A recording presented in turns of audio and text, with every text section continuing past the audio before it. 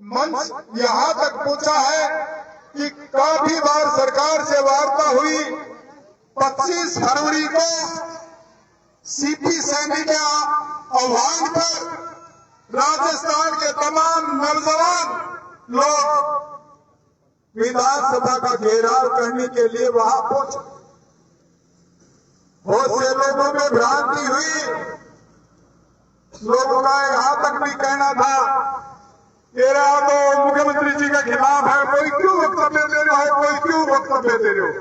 लेकिन समाज के लोगों की मंशा थी, चाहे अपना आदमी हो, घर का हो, पराया हो, हमें मांग करनी चाहिए और हमें अपने समाज की आर्थिक समृद्धि के लिए, शैक्षिक समृद्धि के लिए सरकार मांग कर और उनसे मांग करनी चाहिए।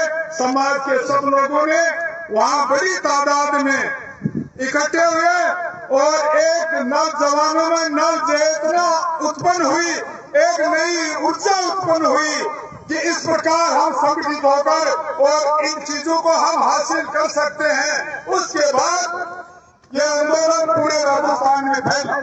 इससे पहले हमारे मुरारी लाल जी ने उस क्षेत्र में कई सालों से इस मुद्दे को चला रखा था। इन दोनों लोगों ने मिलकर अपने अपने स्तर पर एक जागृति का माहौल पैदा हुआ और समस्त समाज में एक आकांक्षा महत्व नौजवानों में पैदा हुई, जिसका परिणाम आप लोग हम बैठे हुए हैं। और इसका परिणाम यह भी हुआ कि कुछ मांगे मान ली गई है और कुछ हमारी बताया करते हैं कि वेटिंग लिस्ट में है। तो वेटिंग लिस्ट में सरकार किसी की भी हो, लेकिन कुछ झुंझुनिया बचाना पड़ता है। उसके जो कानून में कीट जमा हुआ होता है उसको निकालना पड़ता है। मेरे दोस्तों, जब तक यह आपकी आवाज जयपुर तक नहीं पहुंचेगी तब तक वो कानून का कीट निकलेगा नहीं। आने वाला वक्त चुनाव का वक्त है, उनको राज की आवश्यकता है और हमें इन 11 सूत्री मांगों की आवश्यकता है। उनको हमारा वोट लेने के लिए मनन करना पड़ेगा, तो हमारी मांगों को पर भी याद करना पड़ेगा।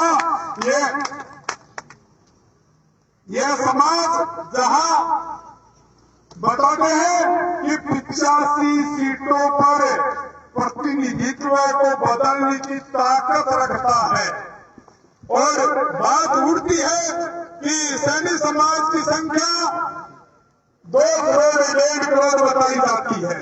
वो संख्या वाकई बात सत्य है, लेकिन वो घरों तक सीमित है, वो अपने घरों की 4 दीवारी तक सीमित है, वो सभा और बाजार तक जयपुर तक सीमित नहीं है। मेरे दोस्तों, उस द्वार को आप तोड़कर और एक समाज का निर्माण करोगे, वो संख्या एक ज्यादा पर दिखाई देगी, तो आपकी आवाज जयपुर तक पहुंचेगी और आपकी मांग देने में कोई भी दिक्कत नहीं महसूस होगी। क्योंकि ये वक्त 8-9 महीने का वक्त है, इम्पोर्टेंट वक्त है। इसमें सैनी समाज को राजनीतिक लाभ बड़ी तादाद में मिल सकता है।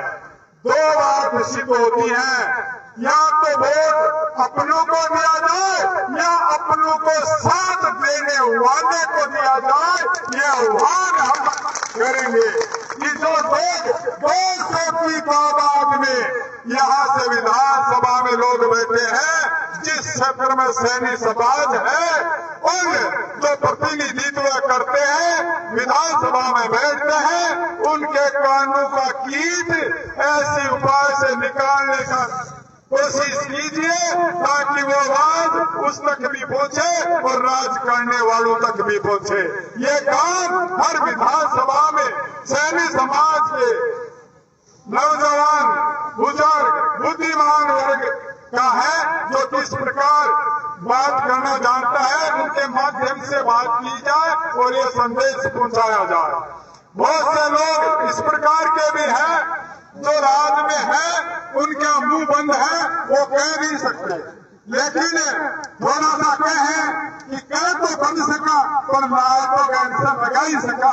तो लोगों ने वो काम करना चाहिए, थोड़ी थोड़ी लाए लगानी चाहिए। क्यों मनसुख उन सके हमारा मुंह बंजड़ो है, तो उनसे भी अपील है कि थोड़ी लाए लगा दो। हमारा मनीराम जी के कलिया का आदमी भी है, जगह गया पटा से लगाती है, हाथ से भी गोली पूछा, तो वो काम का सागे रहे हैं, जो सारा करना चाहिए। तो मेरे दोस्तों, हम सब मिलकर, बड़ी खुशी की बात है, ये मुख्य मसला हमारे जो कामरेड गौरी शंकर जी हैं, मैं उनको धन्यवाद देना चाहता हूं कि केवल अकेले शख्स एक हमारा फैसला दिया कि हम टोल पर ये कार्यक्रम करने जा रहे हैं। उसके बाद सब लोग कारवा बनता गया और इनके पीछे लगते गए। मैं सबसे पहले धन्यवाद देना चाहता हूं मेरे सैनिक कामरेड को, जिन्होंने ये भावना रखी और ये टोल पर जो धरना चला, झाड़ चला, ये इनकी ही देन है। धन्यवाद के पात्र हैं, इनसे सीख लेनी चाहिए और इस कार्य को आगे बढ़ाना चाहिए। और बहुत से बुद्धिमान लोग बैठे हुए हैं, जैसे डोरवल जी है, आपा आज तो व्हाट्सएप और फेसबुक का आगे को दाता होगा, लेकिन आपने भी 40-50 साल का अनुभव है, तो अनुभव को फायदे उठाना चाहिए। और आपने एक्शन से रिटायर हुए मूलचन जी भी बैठा है, आपने भी जमीन को और आस को और पास को और सारो अनुभव है, तो आ लोगों का अनुभव से चलो ला तो समाज में फायदो मिल लो। और भी बुजुर्ग लोग है नाराज में, तो जजों की कोई नाम कह लियो, बाकी सही सिरमोर है, सही अठाया जगह बीच का बाजरा है, कम नहीं है। जय हिंद, जय भारत। और बीच में 1-2 बार टप्पा और मार देना। देखो उसको प्रोग्राम चाले दिन रवि जी भी सका, मोदी भी आ, भूम का जगह सरपंच है, चेयरमैन जी भी आया, सब लोगों को सहयोग हो। मैं एक लाख कोई या कोई की समाज का सारे लोगों को सहयोग हो, कोई नहीं तो फोन पर सहयोग की बता रहा हूँ। तो आगे भी समाज को रचित था, लोगों ने वही खतर बुलाए हैं कि अपने आंदोलन आगे चलाना चाहिए, नहीं चलाना चाहिए। वो मुख्य उद्देश्य सबक वो है। हमारे बंदे मैनेजी शास्त्री वो पहुंचे, उनका बहुत बहुत धन्यवाद। इस नागरिक भावना पर मुरादी सैनी हमारे मध्य पहुंचे हैं, मूलचंद जी पूर्व एच नौलगढ़ हमारे मध्य पहुंचे हैं, उनका भी तालियां बजाकर धन्यवाद करेंगे। और मैं आगे संतान के लिए मैं निवेदन करता हूँ महेंद्र जी शास्त्री जी, वो डॉक्टर कमलकांत जी से निवेदन करता हूँ कि वो आ जाए।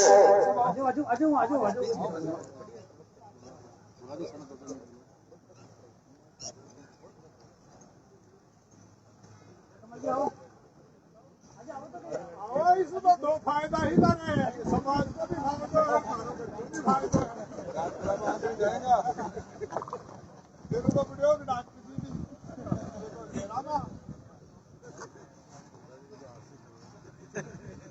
आज यहाँ समाज के इस मंच में पधारे हुए सभी पिता तुल्य बुजुर्ग, मेरे युवा साथियों, आज समाज के इस 12% आरक्षण को लेकर ये जनसभा आयोजित की जा रही है और इसका मुझे समाचार मिला तो मुझे लगा कि हाँ, एक माली का बेटा हूं तो मुझे भी इस सभा में चलना चाहिए। तो मैं तो आप लोगों से इस चीज की उम्मीद भी करता हूं कि जो जो माली की संतान है उनको अपने हक के लिए आगे आना चाहिए, चाहे वो एक जमीन से जुड़ा हुआ कार्यकर्ता हो, चाहे शीर्ष नेतृत्व में बैठा हुआ आदमी, क्योंकि ये लड़ाई किसी एक की तो है नहीं, हम सबकी है, हमारे आने वाली पीढ़ियों की है। हमारे जो बच्चे आज ज्यादा नंबर आने के बाद भी सिर्फ अपने आरक्षण के अंदर जो कोटा है वो कम है, या फिर जो ओबीसी का आरक्षण है उसमें एक या दो जाति विशेष के जो लोग हैं उन्होंने अपना हमारा हक मार रखा है, तो उस हक के लिए हम लड़ रहे हैं। तो ये हम सबकी लड़ाई है, हमारे आने वाली पीढ़ियों की लड़ाई है।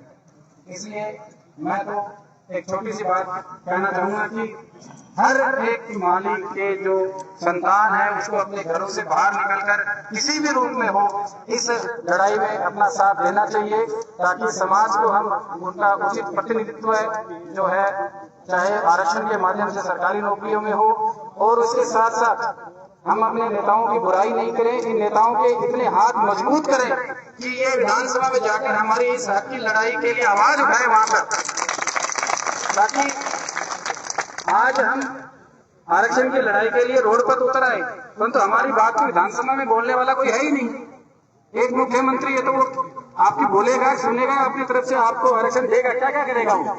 इसलिए आरक्षण की लड़ाई भी लड़नी है और हमारे समाज के नेताओं को विधानसभा तक पहुंचाना भी है, ताकि हम यहाँ रोड पर लड़ाई लड़े और वो विधानसभा में हमारी लड़ाई लड़े।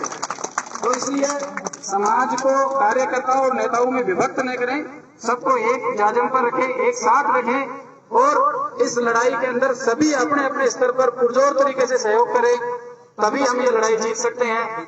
हालांकि ये लड़ाई कोई छोटी लड़ाई नहीं है कि हाँ एक दिन में, 2 दिन में या कुछ महीनों में खत्म हो जाए। ये एक चरणबद्ध प्रक्रिया होती है जिसमें सालों लग जाते हैं किसी समाज को आरक्षण देने में। तो ये उसका एक स्टेप मानो आप, हमें हर एक स्टेप को बहुत मजबूती से आगे चलते जाना है और उसके लिए हमें समाज के हर एक सदस्य का सहयोग चाहिए।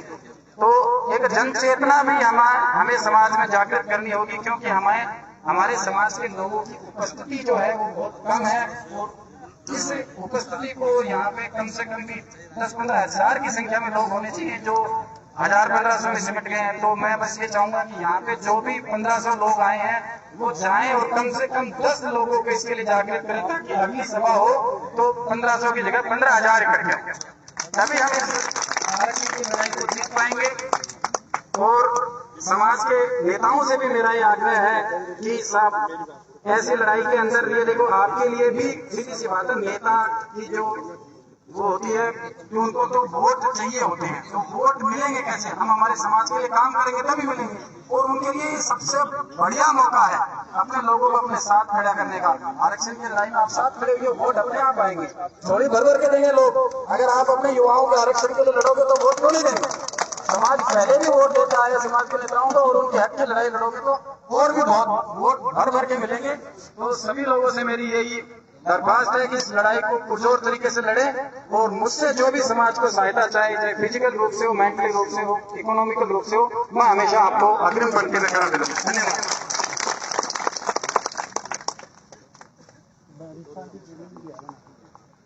हमारे मध्य इस बार जो पूर्व चेयरमैन पहुंचे उनके लिए भी जोरदार तालियां, वो आगे आए मंच पर। और अनिल जी मावटिया चिड़ाव से हमारे बीच में पहुंचे, उनका भी स्वागत करते हैं। विकास जी मिटावा अच्छे से हमारे मध्य पहुंचे, उनका भी स्वागत करते हैं। 8 गांव से केके सैनी अध्यक्ष द्वारा अपनी टीम के साथ यहाँ पहुंचे, उनका भी हम जोरदार स्वागत करते हैं। और अगले वक्ता के रूप में स्वागत भाषण के लिए निवेदन करता हूँ हमारे चेयरमैन रामनाथ जी सैनी से, वो आगे आए और स्वागत भाषण से यहाँ आए हुए अतिथि का स्वागत करें।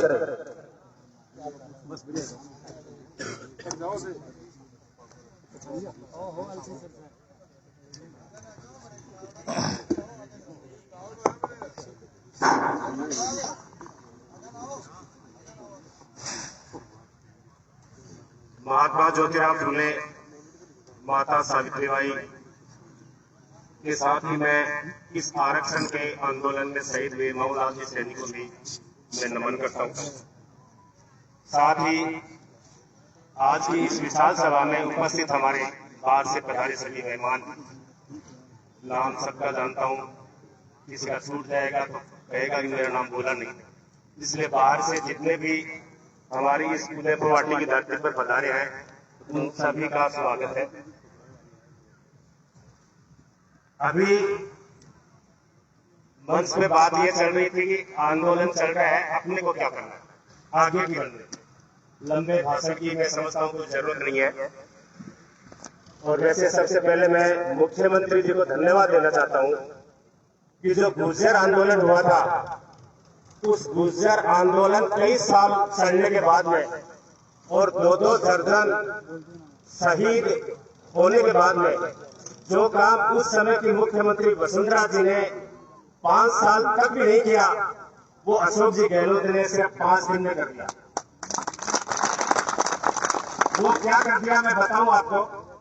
मुख्यमंत्री जी ने केंद्र सरकार को जो चिट्ठी लिखी है कि हम आरक्षण देना चाह रहे हैं, केंद्र सरकार की तरफ से इसमें मंजूरी मिलनी चाहिए।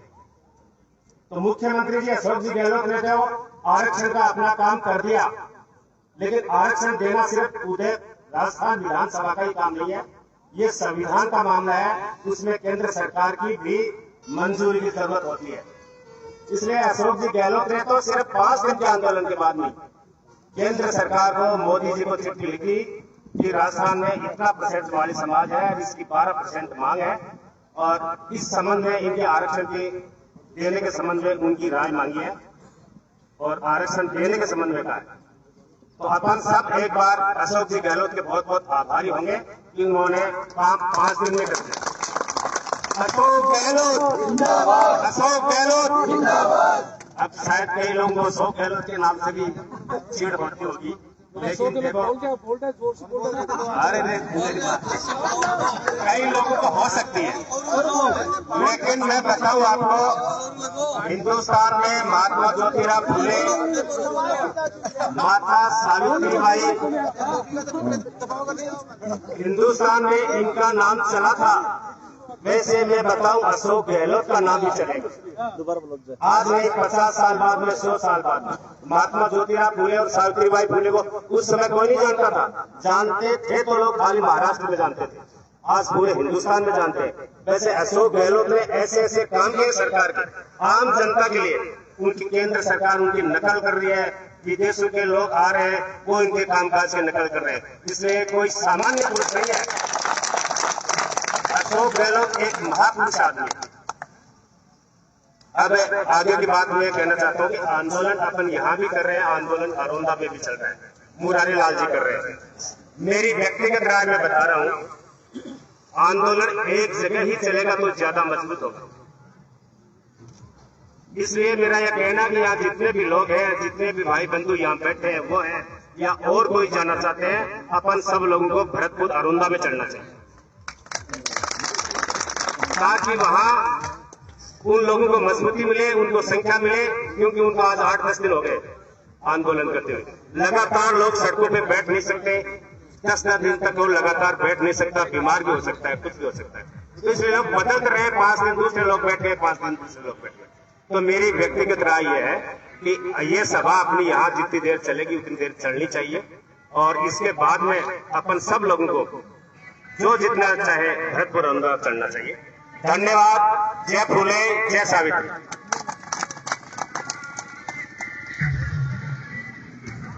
बहुत बहुत धन्यवाद चेयरमैन साहब।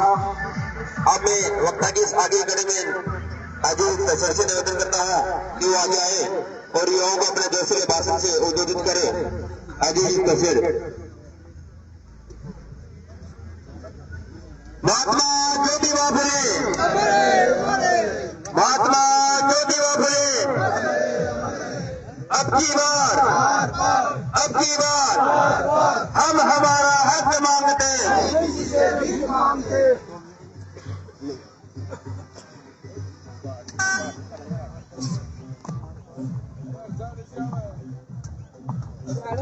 हेलो,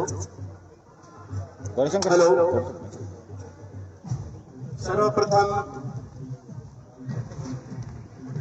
महात्मा ज्योतिराव फुले, मां सावित्रीबाई फुले और समाज के, देश के, दुनिया के बहुजनों के नायक आदरणीय बाबा साहब अम्बेडकर। आज पहली बार ये लगा, लोग जैसे हम चाहते थे तो लोग बोलते थे कि काश्तकार समाज जब भी आंदोलन करता है तो फुले साहब की फोटो तो लगाता है, लेकिन अम्बेडकर साहब की नहीं लगाता। आज आपने एक बहुत अच्छा काम किया, बाबा साहब अम्बेडकर की फोटो लगा करके तमाम बहुजनों को लामबंद करने की कोशिश की, इसके लिए आपका बहुत बहुत धन्यवाद। दूसरा सवाल, समाज की जाजम पर बैठे पूरे काश्तकार समाज का, गांव से, डाणियों से और दूर दराज से जितने भी लोग पधारे हैं, मेरा हाथ जोड़ करके आपकी पाड़ीला की जमीन पर आपका क्रांतिकारी इस्तेमाल स्वागत। साथियों, सबसे पहले मैं धन्यवाद देना चाहता हूं हमारे जिन कार्यकर्ताओं ने, जो नौजवानों ने इस बीड़े को उठाया और लगातार काफी समय से आदरणीय राजेंद्र जी, मेरे साथी कॉमरेड गौरी शंकर जी, साथी प्रमोद जी छापोली, ताराचंद जी नांगल और हमारे साथी पाड़ीला से संदर जी पाड़ीला, ऐसे नौजवानों ने इस कार्यक्रम को गति दी, ये निश्चित रूप से धन्यवाद के पात्र है। और अजी आवाज निकल रही है, आज तो लड़ाई चल रही है स्पीकर पर। मैं तो देखो ये पाड़ीला ने भी धन्यवाद दिया कि कम से कम में उदयपुर टीम तो कौन बोल पाया, पण तेज मन जगह दी बोल पा के लिए थाने भी धन्यवाद। तो कोई सही नहीं। अच्छा, आपका सारा लोग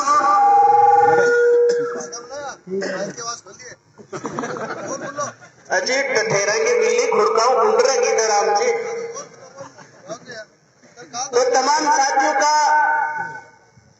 इस आंदोलन को, इस मूवमेंट को गति देने के लिए धन्यवाद।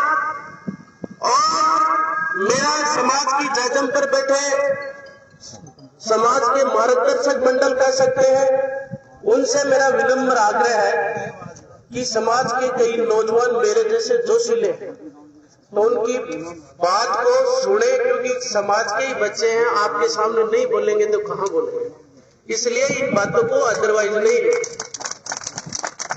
और देखो, जो मार्गदर्शक मंडल है वो है ठंडो, नौजवान को खून व गर्म, तो ठंडा और गर्म को कॉम्बिनेशन होना तो ही कोई चीज आगे बढ़े। ये जो आंदोलन है, साथी राजेंद्र जी ने कहा कि इसकी एक भूमिका है कि अपने को आगे करना क्या है। साथियों, पूरा आंदोलन तो चल रहा है, लोग भी कह रहे हैं कि हमें आरक्षण चाहिए। बिल्कुल आपकी मांग जायज है, हम आपकी इस मांग का समर्थन करते हैं, तन मन धन से साथ है। लेकिन थोड़े दिनों पहले राज्य सरकार ने यह कहा कि आपकी ड्राफ्टिंग तैयार करके हमने केंद्र सरकार को भेज दी। जो पिछले मूवमेंट में हुआ, आदरणीय जो कर्नल किरोड़ी सिंह बेसला है, जो आरक्षण आंदोलन के जनक रहे हैं, हम भी उनको श्रद्धांजलि देते हैं, जिनकी वजह से ये आंदोलन चला, जिन्होंने आरक्षण की जो मांग हुई वो लगाई। उनका जो काम 1 साल में तत्कालीन सरकार ने जो किया, वो काम आप लोगों का बहुत शीघ्र हो गया, बहुत जल्दी हो गया। लेकिन समझने का सवाल क्या है?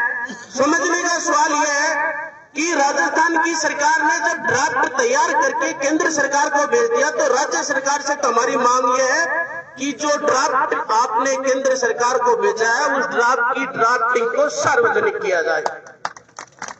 दूसरी बात, देश में भारतीय जनता पार्टी और उनके नुमाइंदों की सरकार है। राजस्थान के तमाम काश्तकार समाज ने यहां से पूरे राजस्थान में इनकी जोड़ी भर के 25 MP भेजे लोकसभा में। आज उनसे पूछने का समय, बोलिए भैया हमारे आरक्षण पे आपका क्या स्टैंड है। इस बात को आपको समझना पड़ेगा कि पूरे देश और प्रदेश में भारतीय जनता पार्टी के 25 MLA हैं। आज मोदी जी की कॉलर पकड़ के पूछे कि काश्तकार के बेटे आंदोलन कर रहे हैं और आपका स्टैंड क्या है।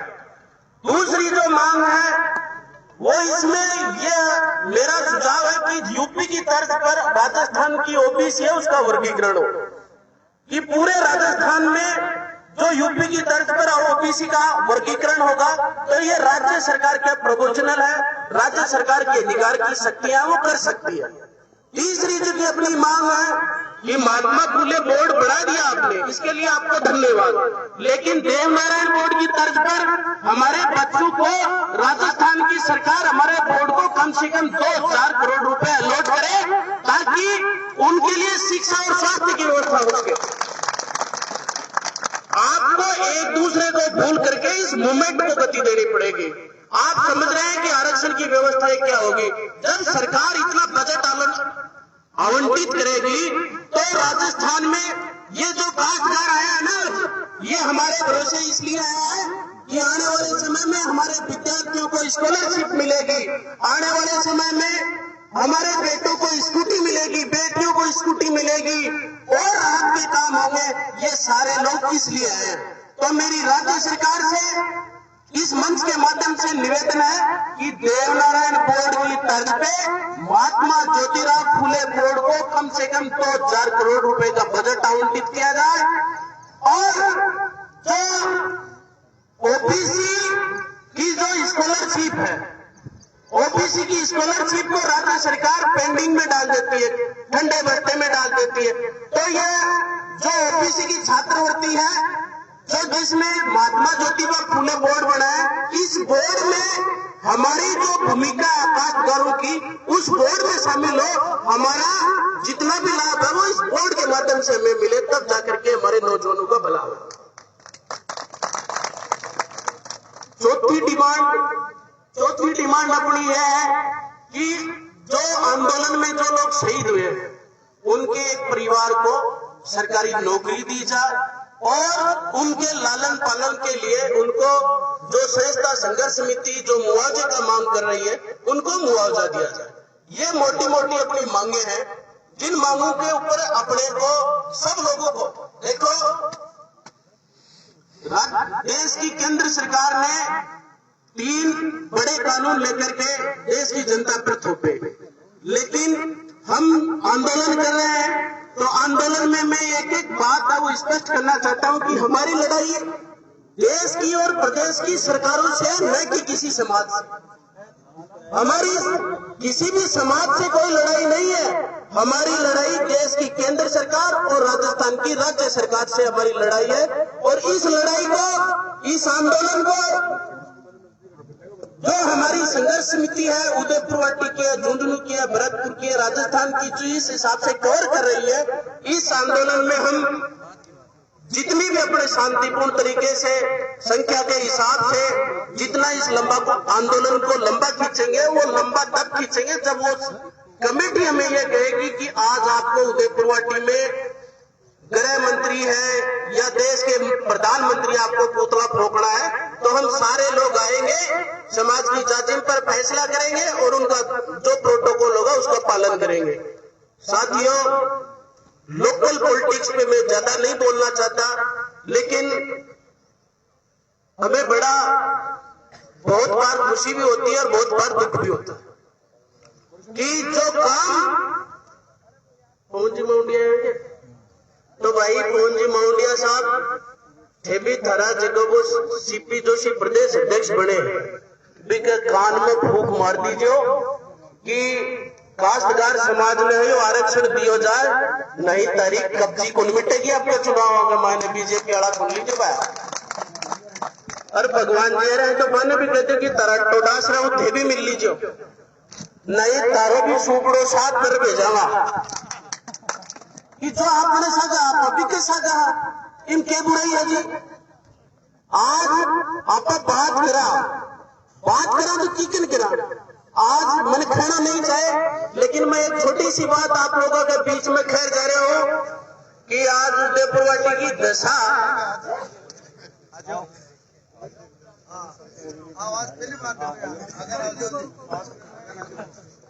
आज उदयपुर वाटी की दशा कैसी है आप लोगों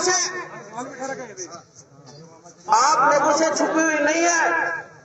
आज उदयपुर वाटी की, राजस्थान की काश्तकार समाज की हालत कैसी है वो आपसे छुपी हुई नहीं है। आज उदयपुर वाटी में एकमात्र ऐसी हालत है कि 151 में भी कोई न पकड़ ले तो की जमानत लेकुल करवा सकता है। आज हमारी हालत है कि उदयपुर वाटी के मायने कि माने खाना में पकड़ ले तो मैं बिना बाबा जी की कृपा के बिना मैं पत्तो ही गुनी लाश का। तो ये लड़ाई इसलिए जरूरी है, ये संघर्ष इसलिए जरूरी है, ये महज आरक्षण की बात नहीं है, ये महज जागरूकता की बात है कि आने वाले समय में आप अपने राजनीतिक लोगों को इस तरह से मजबूत करें तो ताकि वो आपका साथ दे सके। अब वो भाई समझर गो भाई मारा मुकदमा लागा और रोड जाम करी, सड़क जाम करी, धन्यवाद का पात्र नहीं। भाई मैं की न बतावा, हमार मारो कोई एमएलए हो तो कॉलर पकड़ पूछता रहे क्या मुकदमा क्या लगाया। अब आप लोग कोई रोबोट नहीं तो आप अकेले आने वाले समय में आपके बीच में ये सवाल मैं छोड़ के जा रहा हूं कि आने वाले समय में ये जगह कहना कि मैं मूड ठीक कर दूंगा, मैं मूड बदल दूंगा, कि कब्जी तोड़नी है। जब तक ये कब्जी नहीं टूटेगी तब तक क्यों नहीं होगा। और आने वाले समय में भारतीय जनता पार्टी, कांग्रेस पार्टी से यह निवेदन है कि आने वाले समय में हमारे बारे में भी वो विचार करें और सोचे, वरना भाया पंजाब वालों से काम हो जाएगा। चक्की पार्टी माने या कहेगी मैं ताने बिठाऊंगा, मैं भी कैसेगा जाप तो कर देगा, कह दीजिए आप आपकी पार्टी का नेता ने। बहुत बहुत धन्यवाद, बहुत बहुत अभिनंदन की महाराज जी का मामूली आदमी ने भी समाज बोलबा को अवसर दिनो। जय हिंद, जय भारत। हमारे मध्य सुपर जी पार्षद अपने टीम के साथ पहुंचे, उनके जोरदार तालियां। शंकर जी हेल्थ भी अपनी टीम के साथ हमारे मध्य पहुंचे, उनके लिए भी जोरदार तालियां। अब मैं निवेदन करता हूं पूरे एक्शन मूलचंद जी सैनी से वो आए और युवाओं को अपने जोशीले भाषण से उद्बोधित करें।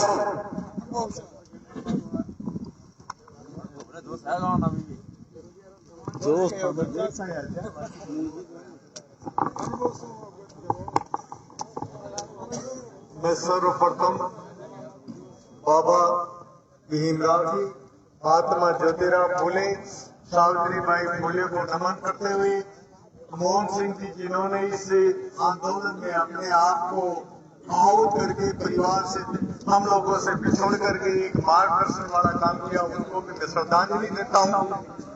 मैं सम्मानित मंच और सामने मेरे समाज के सम्मानित आदरणीय बुजुर्ग और युवा साथियों, आपसे बस मैं तो इतना ही कहूंगा कि किसी भी चीज को प्राप्त करने के लिए संघर्ष करना पड़ता है, तो संघर्ष का रास्ता दिखाने के लिए हमारे नेतृत्व करने वाले हमारे नेता हैं, उन नेताओं का हम पूरी मजबूती से उनको मजबूत करें। उनके द्वारा जो हमसे हमें जो मार्गदर्शन दे, उस मार्गदर्शन का पालन करें। और मैं एक चीज कहूंगा, मोहन सिंह जी ने जो गलती की, मोहन सिंह जी सैनी ने, वो गलती युवा भूल करके भी न करें, कि समाज में आपकी उनसे भी ज्यादा जरूरत है।